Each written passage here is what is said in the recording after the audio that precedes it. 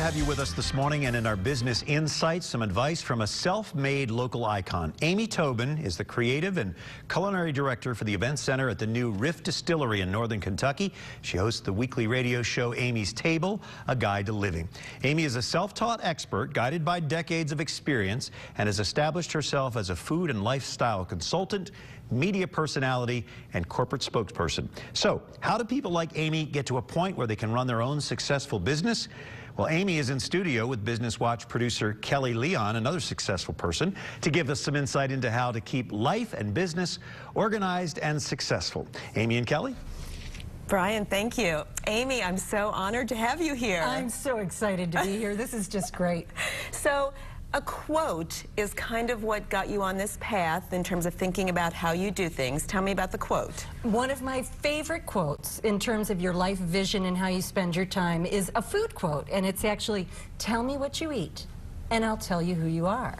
And in this case, I'm not really talking about what you're having for lunch, but it's how do you spend your time?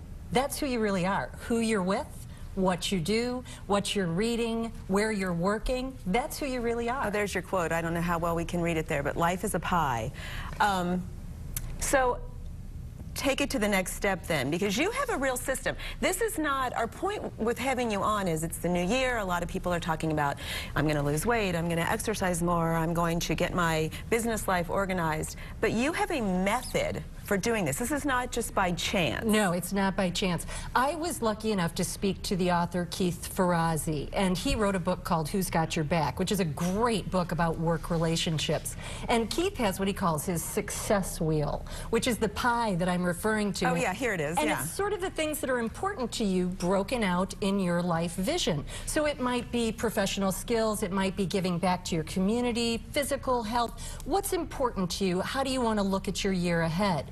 Now, the pie, in this case, is in equal pieces, but in your life it might be that in this particular year it's very important to you to learn some new professional skills to advance your career, or maybe you really want to give back to your community. Well, I took Keith's color wheel and I sort of transferred it to my Google Calendar, which you said to me, can you send your Google Calendar? I thought no one can see it, they'll think I'm a crazy woman.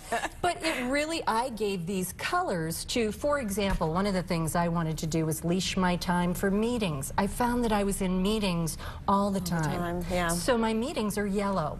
And I told myself in my life vision that I would do meetings on Mondays and Thursdays and really, you know, leave the rest of my time free to actually do my work.